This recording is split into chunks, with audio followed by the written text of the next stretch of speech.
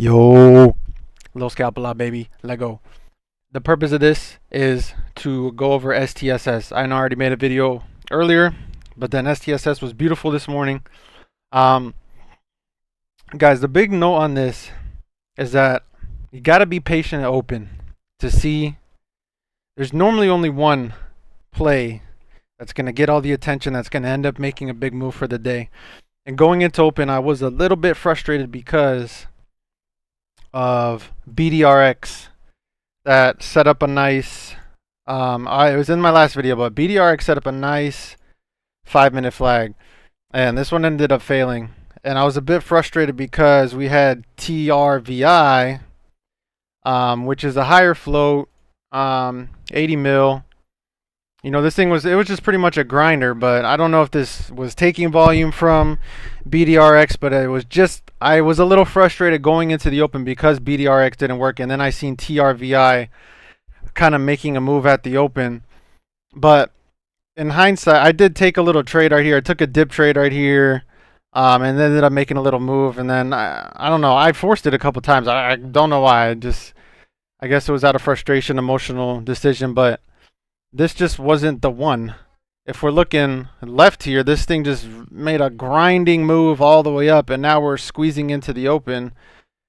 You know, it's unlikely that we're just going to see it continue, especially with, I mean, it had a news, it had like price target, whatever, but the picture is, even though STSS had a relatively weak open, this is important right here. So we had some important pre-market levels. Again, this is something that I traded at 7 in the morning. Again, maybe kind of like a lucky trade that I got here, but this thing pretty much held up this nice area in pre-market. You know, it tried to break out for new highs, could not do it. That was at 7 a.m. Tried again. I think it tried 3 times. So this is a nice, now we got a nice pre-market highs level at about 55s, right? And this is important because once this thing, again, these plays have to make sense. That's what I was taught. The 5-minute setups will work better if things are making sense. And this, to me, I was busy frustrated on TRVI that I missed this that made sense. Look at this. Nice little, you know, we have some volume at open. This increasing volume right here. Nice push up. And it was setting up to break these pre-market high levels. That makes sense, right? So once you see this increase in volume on the 5, and we're setting up over the 5-minute A, we're setting up over VWAP, people are anticipating a push to break these pre-market levels. That made sense.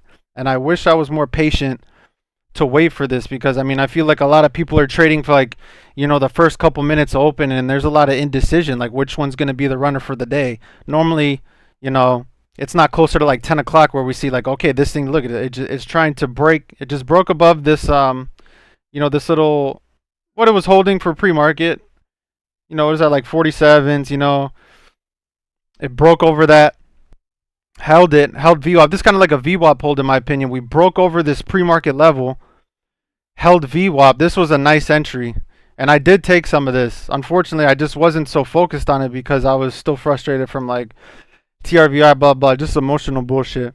But this makes sense to set up. Look at this, and then it makes a push, sets up a nice 1-minute flag after the 5-minute as it's trying to break out on the 5-minute. This makes sense because now, again, we're setting up to break a pre-market level, you know?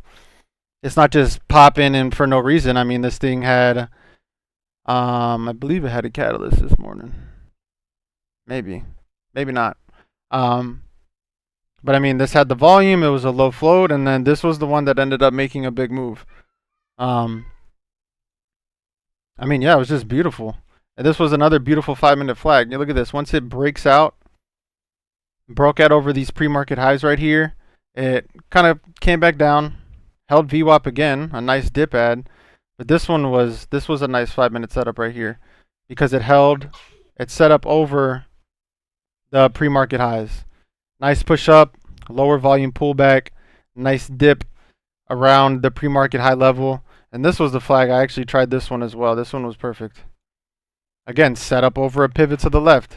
Now we're looking at this high as a pivot. set up a nice lower volume pullback, dipped, freaking got bought up, and then pushed for new highs. I kind of just, made a little scalp on that.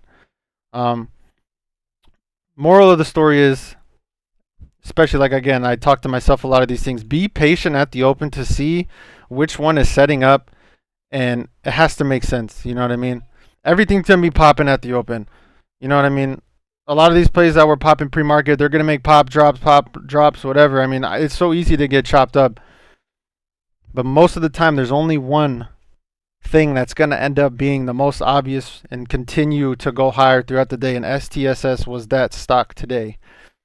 And you just got to be patient. You got to be patient for this volume to come in, pull back over something that makes sense. And again, this is what I need to focus more on at open. What makes sense, and what has a reason to push for higher? Because we're setting up to break pre-market highs. That makes sense. Now we're holding pre-market highs and going higher. Things like that. You know what I mean?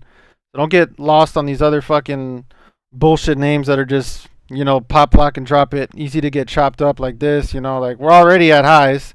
Obviously, we're going to need to make a pullback. This is just for example, but focus on the shit that makes sense and be patient to see what's going to be that obvious name. And STSS was the one that had the volume today. So, yeah, that's all I got. Peace.